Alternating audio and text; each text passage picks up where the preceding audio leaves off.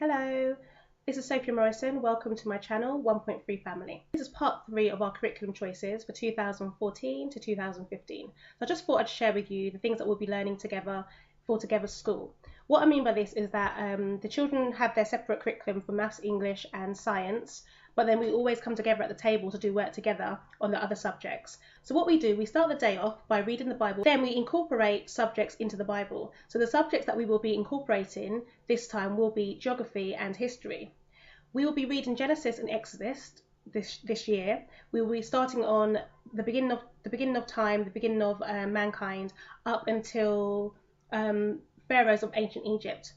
We will also be using this book, Around the World in 180 Days, which is a really good book.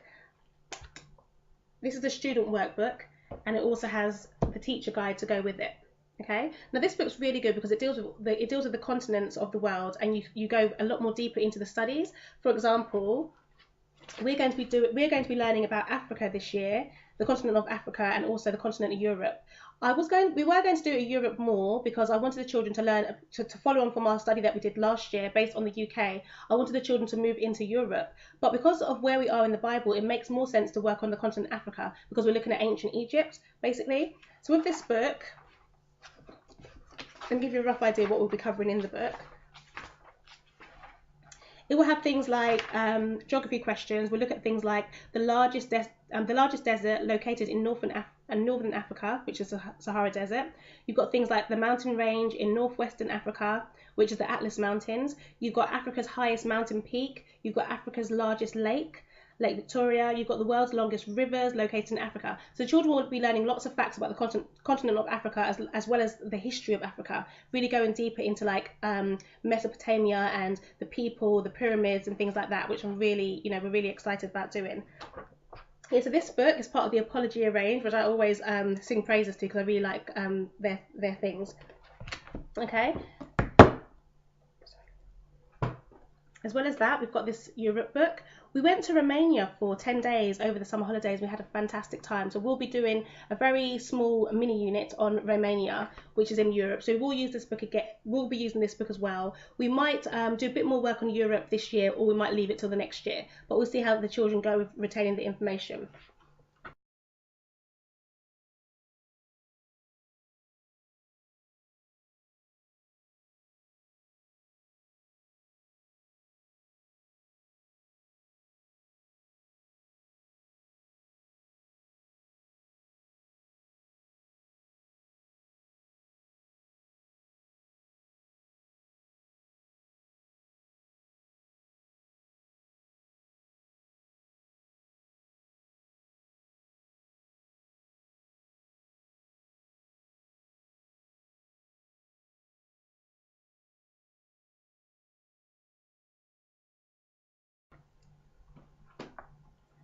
You've got the Ancient Egypt book, History Pockets, which I really like as well. There's quite a lot of information in there about ancient Egypt, lots of projects for the children to do.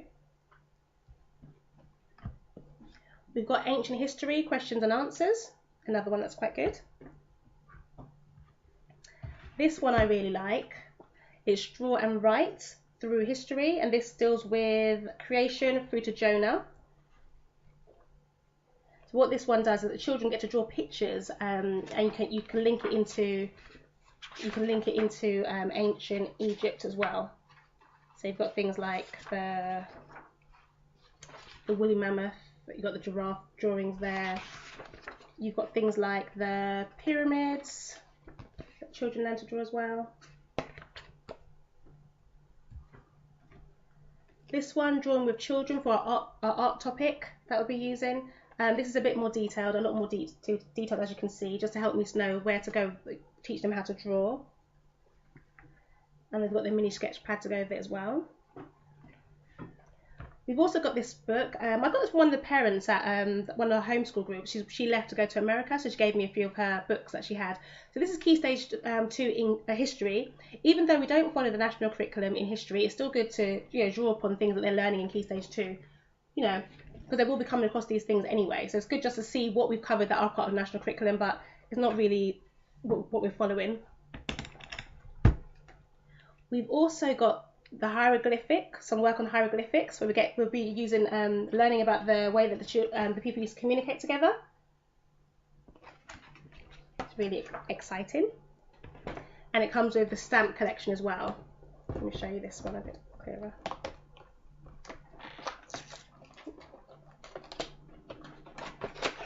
Yeah, so just get some of the stamps to go with it as well.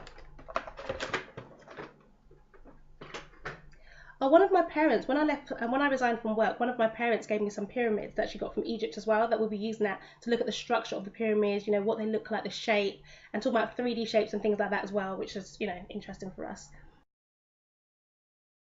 We've also got this book, Rose Book of Bible Charts, Maps and Timelines, which has a pull-out guide as well, pull-out timeline that I really like. I don't know if you can see that properly. Yeah. Yes, there's quite a lot of maps and different things in here from biblical times as well as the times we live in now, which is, you know, another good book. Okay, so that's about a history and geography topic that we will be doing on ancient Egypt. The children will also be doing scripture memory. Scripture memorization is very important for me and for our family, and I want the children to have a good grasp of some of the scriptures so that if they come across certain situations in life, they will be able to pull upon scriptures that they already know. This will also help with the songs that we learn at church. We've got the gospel songs that we learn in some of the hymn studies that we'll be doing. When I say a hymn study, it just means we'll get a hymn, like an old traditional hymn, and the children will look at the words in the hymn and we'll learn to sing some of these songs together. I had a look online at some of the traditional hymns, and many of them were a bit boring, to be honest. I didn't really, some of them I liked, as it reminded me of my childhood, but for the times we live in now, I felt like some of them were just a bit too different from what we're used to. But then I came across a man called p.s.h.e. on YouTube who brings out the traditional hymns but more for like a more modern style, so it's really good that we can still have the same element of traditional hymns but looking at it with a different kind of genre, the way that they're sang. So if you get a chance, you should look at p.s.h.e. is really good artist. We'll also be doing music study, and the way that this works is that we'll look at different music artists and the children will just listen to their sound so that they can identify this music if they come across it again. So there's many artists that we'll be looking at for music.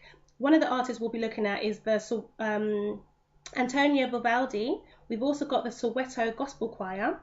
We've got Domenico Scarlatti. We've got Felix Mendelssohn. We've got Scott Joplin, Samuel Ekpe Apabot, and there's another one, Gioacchino Rossini. Okay, some of the hymns that we'll be doing is things like, oh no, I said that already, that's fine. For our art topic, we'll be doing handicrafts. There's a DVD called Creating a Masterpiece DVD, which we will be getting as well, and we'll be looking at how to draw. So they watch a video, it teaches them how to draw, and we'll also be drawing upon some of the books that I have as well. They will be doing woodworking, kids building workshops. I've got to get quite a few products with this one, and I'm hoping that my dad will help them as well with learning how to make things. It's got 15 projects in here that I'm hoping that we can do. If I have enough time to get hold of the equipment, we should be doing that as well. Latin. We've got the Minimus books and the DVD to go with this that my oldest child will be doing.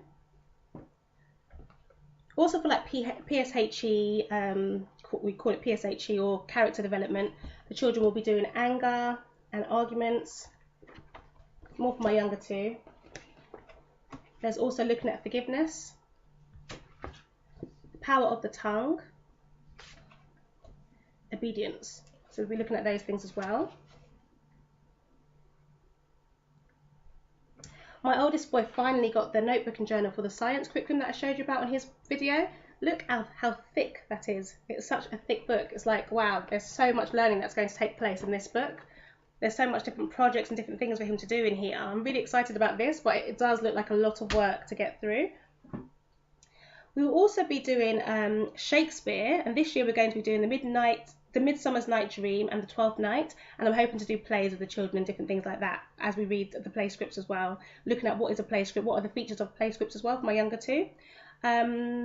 We'll be doing nature studies where we have lots of time outside. We're taking walks maybe two or three times a week and just looking at the birds in the environment, you know, where they found them. I'm drawing pictures of them and things like that. Poetry this year we're going to be focusing on Maya Angelou, the poet, and also some people on YouTube that I found their videos, really good. There's somebody called Jefferson Bethke. He does a lot of a different type of genre, different type of poem or kind of rhyme. I want the children to look into that a bit more as well, looking at how to, just listening to their poems really, and just like discussing it together. Govita will still be doing his drumming lessons. Tiny Butterfly will be doing violin lessons this year, and Gohan will be doing keyboard lessons as well once a week. I don't know how long I can do that for, but I'm hoping for at least a term to be focusing on those instruments, and if I have a bit more time after, then they can carry on with that as well.